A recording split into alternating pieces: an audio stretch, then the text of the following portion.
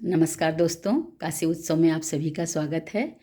और जैसा कि मैं एक कथा प्रसंग सुना करके आपको इस दृश्य के साथ जोड़ना चाहूँगी कि राजा दशरथ, जिसके बारे में सभी को पता है, मर्यादा पुरुषोत्तम भगवान राम के पिताजी, और बहुत समय तक मतलब कि समझिए प्रौढ़ावस्था तक भी उनको पुत्र सुख की प्राप्ति नहीं हुई थी। और एक ऐश्वर्य युक्त और विराट सम्राट के लिए ये बहुत ज़रूरी होता है कि वो उनके पास यशस्वी पुत्र हो जो कि उनके साम्राज्य और प्रजा को संतुष्ट करते हुए आगे बढ़ाए। दशरथ राजा दशरथ की एक विशेषता थी कि उनको शब्द भेदी बाण चलाना आता था। और राजाओं का तो शौक होता है शिकार करना, और इसी के बहाने वो अपनी प्रजा के पालन हेतु भी निरीक्षण करते रहते हैं। राजा दशरथ अपने सैनिकों के साथ जंगल की ओर निकले, और उधर श्रवण कुमार अपने माता पिता को लेकर के दोनों पटेवा पर दोनों तरफ बैठा करके संपूर्ण तीर्थ यात्रा के लिए भारत में निकले थे।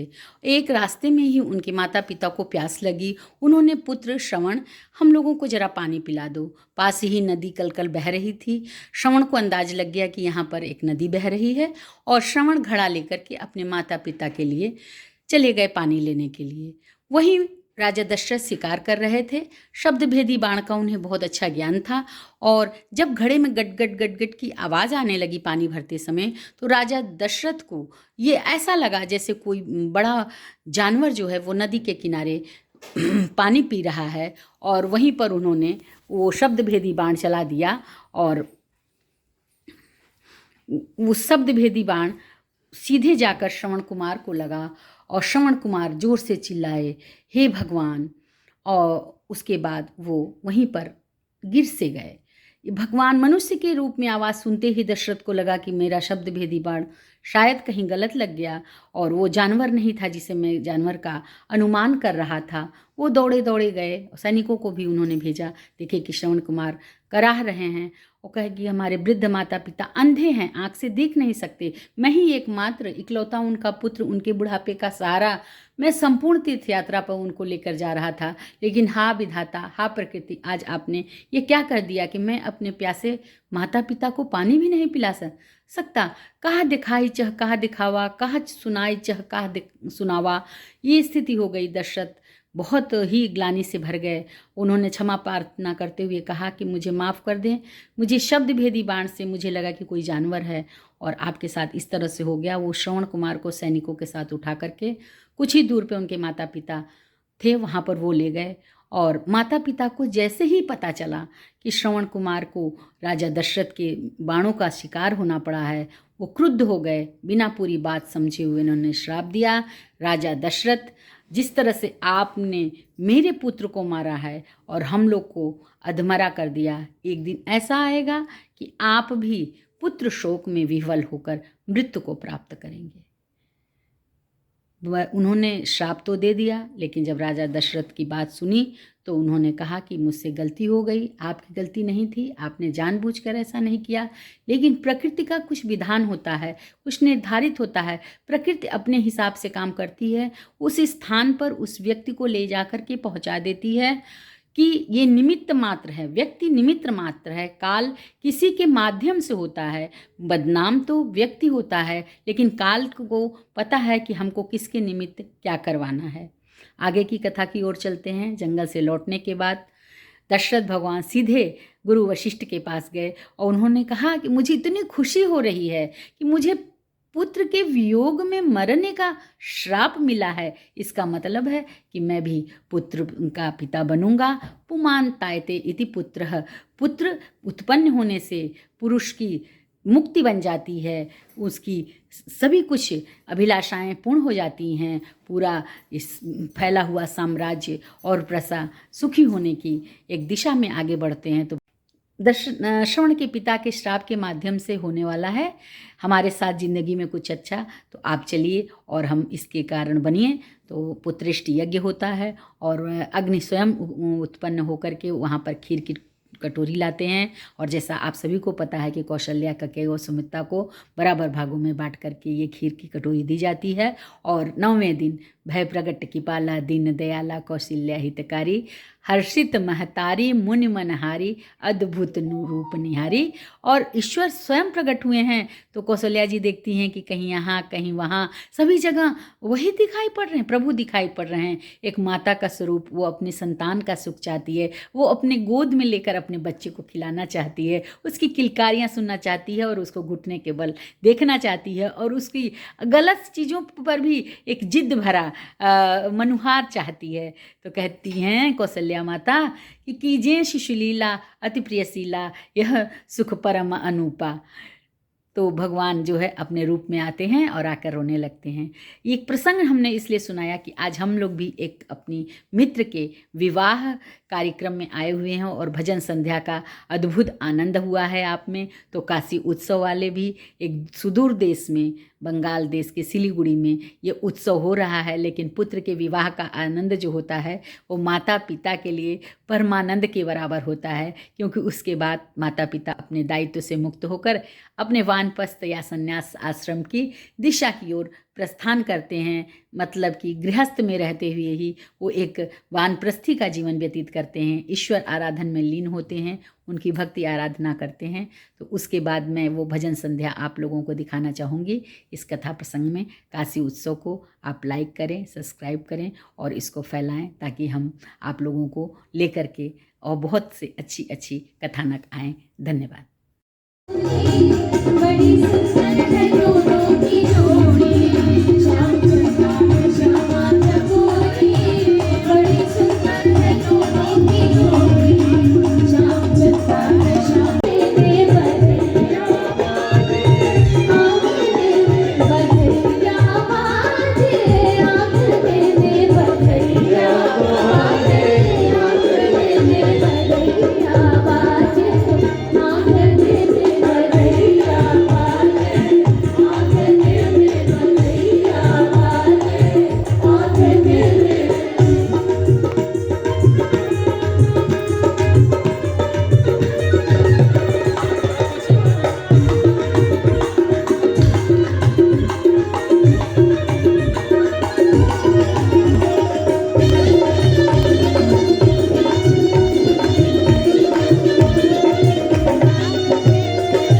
राजा लुटावे अनघट सुनवा, राजा लुटावे अनघट सुनवा, राजा लुटावे अनघट सुनवा, राजा लुटावे अनघट सुनवा, रानी लुटावे रुपया, किशोरी मोरी कुसुम तेरे।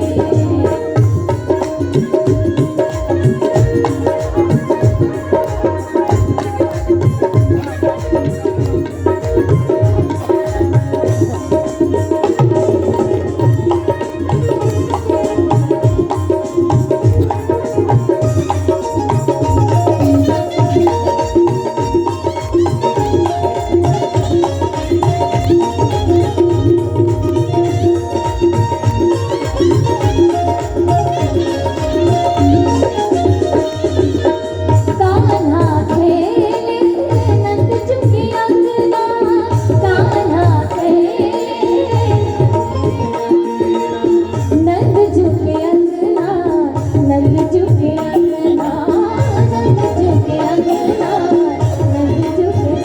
राधे खेले रंगीली गली हो, राधे खेले रंगीली गली, किशोरी मोरी।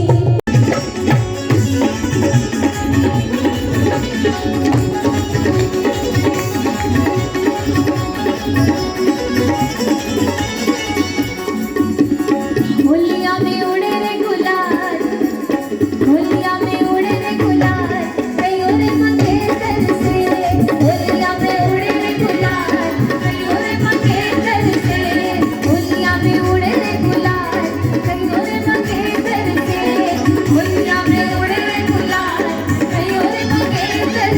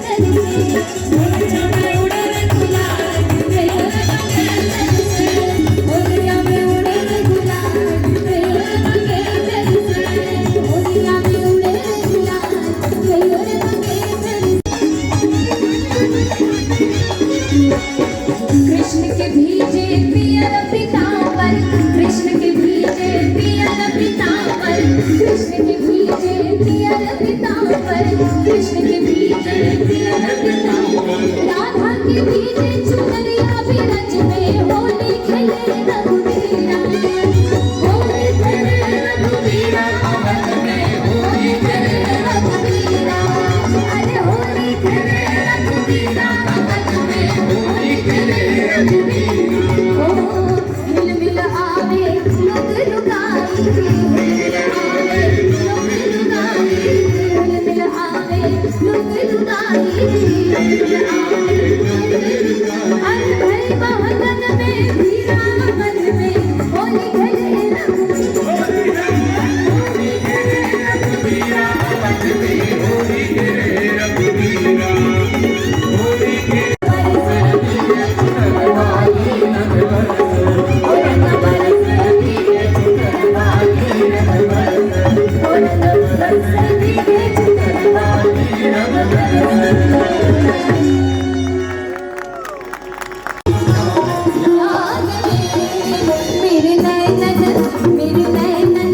मेरे नैनन बरसे वीर सखे, वृंदावन जाऊंगी, मेरे उठे बिरहे वीर सखे, वृंदावन जाऊंगी, मेरे उठे बिरहे वीर सखे, वृंदावन जाऊंगी, वृंदावन जाऊंगी, सखी बरसाने जाऊंगी, वृंदावन जाऊंगी, सखी बरसाने जाऊंगी।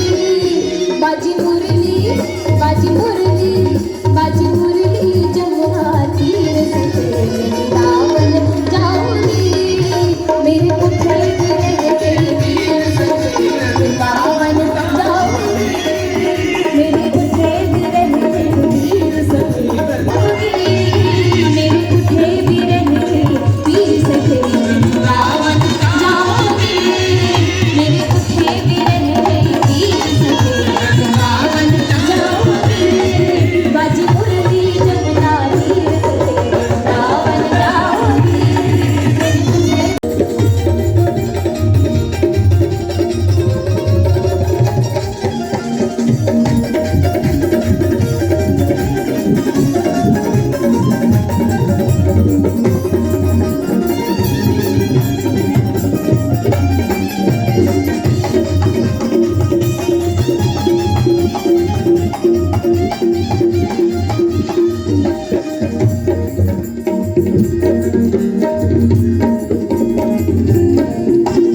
भूल गई मैंने पियो नमा के माथे बीच निठौना, भूल गई मैंने पियो नमा के माथे बीच निठौना, भूल गई मैंने पियो नमा के माथे बीच निठौना,